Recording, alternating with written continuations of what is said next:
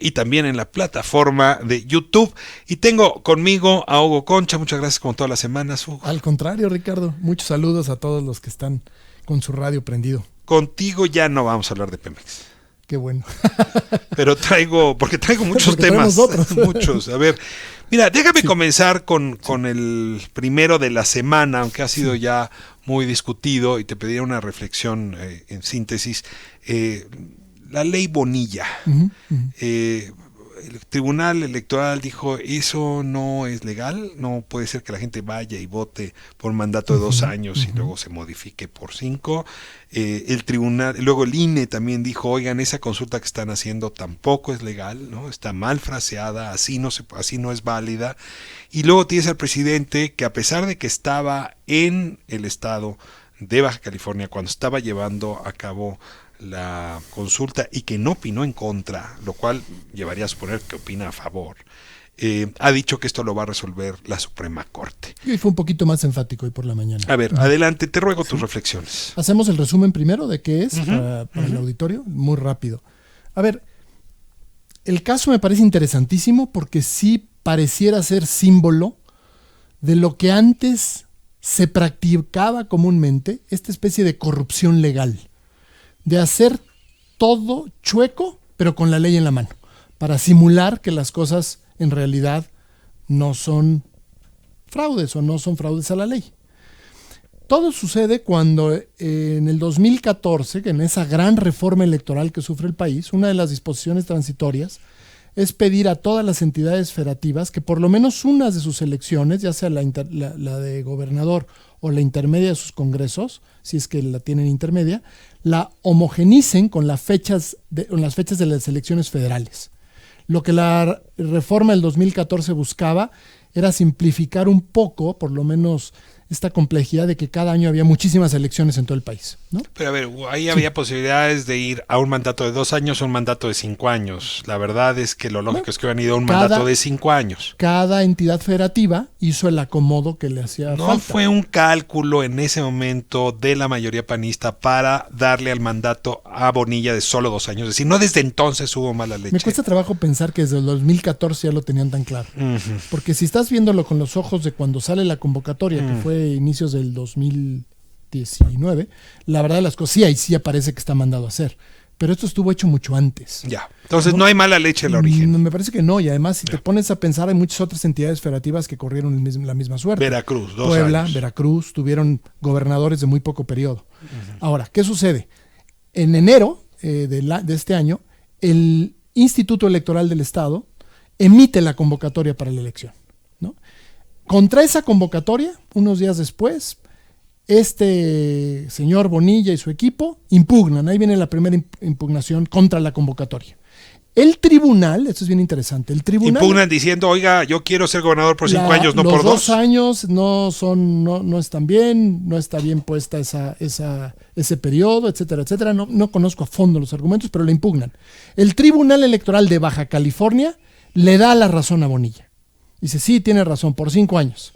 Pero este asunto sube en recurso de apelación hasta la sala superior del Tribunal Electoral. Y ahí es el primer encontronazo con el Tribunal Electoral Federal. Dice, no, señor. Esta impugnación no está puesta en tiempo, no se interpuso en tiempo, está pasada, por lo tanto no es válida. Subsiste la convocatoria en sus términos, es decir, para 2 años. Sigue pasando el tiempo cuando se registra como candidato ya. Al registrarse como candidato y que le vuelven a dar el registro como para 2 años, para toda la elección de 2 años, vuelve a impugnarlo. El Tribunal Electoral del Estado le vuelve a dar la razón. Y otra vez cuando llega a la sala superior le dice, no, esto debe haber sido en una impugnación contra la convocatoria que no hiciste a tiempo. Tampoco. Van 2 veces que le dice el Tribunal Electoral de la Federación a Bonilla, no, es por 2 años. Claro, si nos metemos el detalle jurídico, bueno, no dijo eso, dijo que no estaba en tiempo la impugnación. Pero al final del día lo que queda válido, vigente, es que el periodo es por 2 años como está en la convocatoria original. Finalmente, esto es interesante, viene la última. Una vez que gana Bonilla y que le dan su declaratoria de validez, deciden también impugnarlo, porque le están dando una declaración de validez por 2 años. Y sin embargo, cuando está el proceso ya llegando al Tribunal Electoral otra vez, este sí se va directo, él desiste. Como que alguien dice, oye, no hagas esto, ya viene lo de la reforma que está haciendo el Congreso, no tiene caso, su estrategia cambia. Y se echa para atrás. Desistir quiere decir, ya no quiero que me juzguen, ¿no? Ya no quiero ver esto en el tribunal. La Sala Superior confirma el desistimiento, que esto fue último de hace unas par de semanas, lo confirma, lo dice, queda vigente su validez para gobernador por 2 años. Aprovechan y lo vuelven a subrayar. Ahora, estos cuates sí están, de veras... Viene la da reforma mucho coraje, porque están queriéndole ver la cara a la democracia, le están queriendo ver viene la reforma en Cámara de Diputados. ¿Podía la Cámara de Diputados? Las reformas constitucionales locales en Baja California requieren de por lo menos de 3 municipios, es decir, la mayoría del Congreso, así como la mayoría de los ayuntamientos. 2/3 del Congreso. 2/3 del Congreso. Más 3 de los 5 municipios. Y en un fast track muy rápido, que está muy bien documentado ahí en distintos reportajes periodísticos, además con unas notificaciones medio extrañas de cómo dieron el aviso, pasa la reforma constitucional, en donde cambian los 2 a los 5 años. El problema es que esto se hace cuando la elección ya fue hecha. Cuando los electores ya sufragaron y ya eligieron a una persona. Podría ser válido para otra persona, pero no para Bonilla. Pues a lo mejor para el siguiente gobernador, o bueno, ya no, porque es para esta circunstancia en particular, ya no se presta. Es un artilugio, una triquiñuela legaloide que están tratando de hacer, porque la verdad el argumento ya no se sostiene. Y todavía esto es peor, porque entonces no se la mandan al gobernador panista actual para que a él, en su caso, haga algo. La dan por perdediza. ¿Qué están tratando de hacer? Aparentemente la estrategia es que llegue Bonilla, que tome posesión Bonilla y que entonces le manden para que publique esta reforma constitucional. La publica y hasta ese momento es impugnable ante la Suprema Corte. Si bien, ahí hay otro argumento bien interesante. Si él toma posesión, y esto yo creo que sus brillantes abogados no lo han visto, si él toma posesión, él va a protestar necesariamente con la convocatoria y con los términos actuales, no con ninguna reforma, porque no ha entrado en vigor. Es decir, va a tener que tomar posesión como gobernador para 2 años, por muy silencioso. ¿Tú no ves que el gobernador saliente se preste una suerte de vacación legal en la madrugada del día previo para él? ¿Para él hacerlo? Él hacerlo, ¿qué es lo que dicen? Pues si convencieron a los diputados panistas, ¿por qué no convencerían al gobernador panista? Los rumores son obviamente de que ha corrido mucho dinero para lograr hacer todas estas cosas. El gran problema es, de veras, cómo nos están queriendo ver la cara a un sistema que llevamos muchos años pensando que es democrático y que funciona, ¿no?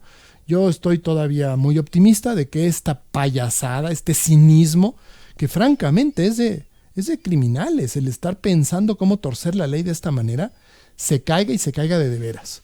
Y ojalá este señor tampoco fuera gobernador. Lo digo con toda claridad, porque alguien que antes de serlo, antes de ocupar su puesto, ya está viendo cómo tuerce la ley, de veras, ¿qué le espera a los ciudadanos de Baja California? Ya ni hablamos de la consulta. Vamos a meternos en los delirios de Bonilla. Sí. Resulta que el Tribunal Electoral ya no, digamos... No, ya se lo quieren brincar, claro, con el tema de la reforma constitucional. Ya no se meten, y entonces la Suprema Corte le da la razón a los diputados de Baja California. Dice, bueno, pues validan la es un estado soberano con un Congreso soberano, así es que ellos decidieron que podía quedar 5 años, lo validamos. ¿Qué precedente se estaría fincando para el futuro? ¿Algún otro gobernador puede decir, pues este mandato no es de 6 años, es de 12? Bueno. O un presidente que dijera, pues este no es de 12, es de 36 años. Digo, perdón que te lo planteé un poco a manera de broma, pero cabe la posibilidad de que estemos abriendo un precedente muy delicado para otros mandatos, otros mandatarios. Yo eso ya lo veo muy difícil, la verdad, Ricardo, porque los términos de los 6 años es ya una práctica constitucional amarrada con el tema de la no reelección, que prácticamente está consagrada en nuestra Constitución. Es decir, ya que se quiere utilizar eso para ampliar 6 años, lo veo muy difícil. Pues lo está haciendo Bonilla. No, pero lo que está haciendo es tratar de irse al periodo completo. Ni siquiera completo, a 5 años. Pues no. Es decir, es arbitrario, los 5 años son arbitrarios. Sí, ¿por qué no 10? ¿Por qué no 7? No, a ver, el fondo del asunto, en ese sentido, tiene razón. Donde ya no me gusta es donde estás ya elucubrando un fraude mayor. Es decir, no, estoy preocupado por el precedente. El precedente sí sería muy peligroso para aquellos gobernadores que por alguna razón tienen un periodo menor al completo original. Y ahí es donde yo veo que lo podrían volver a repetir. Y si la Corte lo llega a sancionar, cuidado, porque sí es un precedente que sería válido. Ahora, modificar el término en los 6 años, en realidad te estás metiendo con el principio republicano que nos rige, que es el que los sexenios de los poderes ejecutivos, tanto el federal como los locales, si bien... Pero a ver, déjame, te interpelo. A ver, si la Corte le diera la razón al Congreso local, es que el Congreso local es soberano para decir lo que se le dé su regalada gana. Es decir, si puede modificar de 2 a 5, sería muy grave. Puede hacer, claro, sería muy grave, Sería pero, muy grave. pero sigue nada más la lógica jurídica. Si el Congreso puede decidir, no es de 2, esto vale 5, puede haber dicho esto no es de 2, vale 7. Creo que no. El término de los 6 años es un término que está en la Constitución para el Ejecutivo Federal. Y en el artículo 116 se establece que se tienen que cumplir los mismos principios de la Constitución Federal en términos de república democrática, laica, federal, en todos los estados. El tope de los 6 sigue ahí. El tope de los 6 yo sí lo veo como un techo tan pesado que no creo que lo vayan a poder. Dado que este tema va a seguir, lo vamos a seguir Va a seguir, discutiendo. sin lugar a dudas. Y déjame ahora moverme de asunto. Sí. Yo estoy preocupado por la decisión que se ha tomado hoy en la Cámara de Diputados a propósito de la miscelánea fiscal, en donde faltas muy graves, porque son muy graves, como la de usar facturas falsas, comprarlas o asociarte o crear empresas fantasmas, pues merecen hoy ser homologados esas faltas a delitos de crimen organizado. Como tú sabes bien, el crimen organizado se persigue en México por la Subprocuraduría justamente de Crimen Organizado o de Delincuencia Organizada, que es la CIEDO. La verdad, hubo uno de los aparatos más infames que tiene este país. O sea, hoy se habla de la DFS y el CISEN, pero francamente, la DFS, el CISEN de esta época es la CIEDO. Sí. Conocemos lo atrabiliarios que son, lo ampones que son, conocemos que esa subprocuraduría ha falsificado testimonios, ha torturado, tiene mucha gente inocente en la cárcel. Es decir, nos quejamos del caso Wallace, nos quejamos del caso Cassés, pero a ver, eso es lo que la CIEDO sabe hacer, fabricar culpables. Una vez en broma entraba a hacer un estudio de toda la procuraduría y cuando visitamos la CIEDO, decía a mi compañero investigador, esto es como el Hotel California. Sabemos cuándo entramos o cuándo vamos a salir. Es terrible. Es Such a lovely place. Así es. A esa subprocuraduría se le quiere entregar a los empresarios que hayan, digamos, hecho acopio de una factura falsa, quizá ni siquiera por culpa de ellos, porque alguien fue y los engañó y se las entregó, o a los que creen empresas fantasmas. O a los errores de contadores, ¿no? Los errores de contadores. A ver, no estamos utilizando una K-47 para algo que habría merecido, pues déjame plantearlo así, una medida un poco más leve, no sé, un arma blanca para ponerlo en jugando con la imagen que hace, estamos utilizando una AK-47 para matar hormigas. El problema es que son tantas hormigas que parece que ya es una plaga y es marabunta. Es la parte que, mira, y son carnívoras. Hay una parte que yo la justifico la medida. Piensa tú que todo el sistema penal lo que busca con los delitos es en buena medida inhibir conductas. Está muy bien. Es muy claro que en el tema fiscal no se ha inhibido nada, que al revés, pareciera que son incentivos para que la gente siga buscando la manera de hacer trampa. El tema de las condonaciones que platicábamos la semana pasada era exactamente lo mismo. A ver, te sigo hasta ahí, pero a ver, el policía es el policía más corrupto que tiene el Estado mexicano. Y lo digo así, sin quitado de la pena, el más corrupto. Es decir, la CIEDO la ha utilizado, la iniciativa privada, los actores privados, para perseguir a gente inocente. Hombre, de hoy en adelante tú puedes ir contra tu enemigo, contratas a la CIEDO para que se te eche encima, y lo digo sin pena ni gloria. Si continúo lo que te estaba diciendo, lo que va a suceder es que todo el mundo vamos a ser los que pagamos impuestos, porque el mundo del que no paga impuestos es otro problema, vamos a ser extremadamente cuidadosos con el tema de la facturación fiscal. Ahora, esta medida tiene que ir acompañada de muchas más, porque no es posible que el mundo de la facturación fiscal solo existe en ciertos ámbitos. Tú hoy en día decides ir a consumir, a comprar bienes, y yo te aseguro desde ahorita que la mitad de los establecimientos a los que vas a entrar no te van a dar tu factura fiscal, la tienes que pedir, la tienes que corretear, y muchos, ni haciéndolo, la vas a obtener. Entonces, ¿qué quiero decirte con esto? Sí, esta es una medida muy fuerte y no puede quedarse sola. No puedes solo poner el gran ¿cómo podemos decir? El susto, el miedo para que no vayas a hacer esto, cuando en realidad todo el mundo de la facturación fiscal funciona muy mal. ¿no? Y lo sabe muy bien el procurador fiscal. Yo he tenido oportunidad de estar en reuniones con él donde se le ha dicho esto y le está consciente y dice que hay que hacer muchas cosas a este respecto. Entonces, ¿es una medida exagerada? Pues sí, es una medida fuera de lugar porque el aparato de justicia no funciona. Ahí es donde entonces decimos, y si no lo hacemos así, entonces ¿por dónde nos vamos? ¿Dejamos todo como está? ¿Lo ponemos más ligerito para que nadie se inhiba y la conducta se repita? Si tú ves las cifras, la cantidad de empresas que hacen o que utilizaron facturación fiscal fraudulenta, es gigantesco. Pero, la cantidad de recursos que el Estado no está captando. Se acepta la prisión preventiva. Te puedo llevar a un centro de arraigo 90 días por haber encontrado en tu contabilidad una factura falsa. Si me caes gordo, si eres mi opositor, te mando ese centro de arraigo. Se puede utilizar con propósitos políticos como ya se ha utilizado. Es decir, me parece que es francamente ir demasiado lejos. Y cuando has visto que la prisión preventiva, el arraigo, han sido utilizados para combatir enemigos más que para capturar delincuentes. O sea, sí nos estamos metiendo... Sí, pero estamos mezclando dos fenómenos, creo yo, Ricardo. Uno es el sentido de esta reforma en lo particular, el tema y el gran problema fiscal del país, que es un fraude gigantesco de 250 a 350 millones al año. Es mil millones al año. Es una barbaridad, una barbaridad. Y lo peor es que parece que es una práctica de muchísimos empresarios o de buena parte de los particulares. O sea, esto no puede seguir dándose. Eso yo creo que lo que se quiere frenar a toda costa. ¿Lo estamos mezclando con qué otro fenómeno? Pues con un aparato de justicia que está funcionando muy mal. Pero entonces, ¿qué haces? Entonces, ¿te olvidas de las leyes porque nuestro aparato de justicia no? Yo más bien creo que es por aquí. Haz esto y síguele metiendo todo el esfuerzo, todos los recursos para seguir reformando, porque la presión cada vez va a ser mayor. Dime qué reforma ha enfrentado la Siedo. Dime cuál. O sea, está idéntica. A ver, el subprocurador Higuera viene del gobierno anterior y es el mismo que va a hacer esta tarea.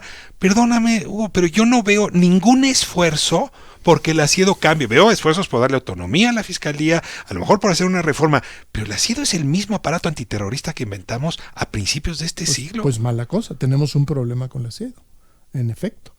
Pero eso no en automático nos descalifica que entonces no vamos a poder hacer ninguna reforma que implique o que toque el aparato penal, porque el aparato penal no funciona. Pues yo sí diría que hay que poner los caballos delante de la carreta. Primero hay que reformar la Siedo y luego entonces utilizarla para combatir este tipo de delitos. Lo otro sí es entregarle al demonio que resuelva absolutamente todos los asuntos. Y el demonio normalmente no es bueno para resolverlos. O sea, ha descompuesto el mundo más de una vez, ¿no? Sí, yo no sé, tú lo tienes como muy claro en el sentido de que no te gusta esta reforma. Hay un gran sector empresarial que está diciendo que esto es terrorismo fiscal. Varios, no voy a decir los nombres porque entonces a lo mejor no te va a gustar con quién oí que te estás identificando en esta crítica. Muchos legisladores están hablando de esto y la están criticando. Yo la verdad sí veo que es una medida extraordinaria para un problema extraordinario. ¿Extraordinaria por buena o extraordinaria por fuera del ordinario? Por fuerte, porque lo tienen que parar. Es mucho. A ver, si algo está intentando hacer este gobierno es parar este desvío gigantesco de recursos que se da en todas las áreas de nuestra vida social. Pues la Siedo ha sido buenísima para parar el secuestro en este país, buenísima para para el crimen organizado. Ahora vamos a usarla para parar también la delincuencia fiscal. Es que sí me parece que es, pero en fin, aquí es una discusión, tienes razón, son dos temas distintos. Es que la fiscalía no funciona o no ha funcionado, eso es lo que tenemos que poner toda la atención. Pues ojalá y este tema llame la atención sobre lo que tiene que llamarla, en efecto. Hugo Concha, se nos fue el tiempo, ni una lectura pude comentar de las que hoy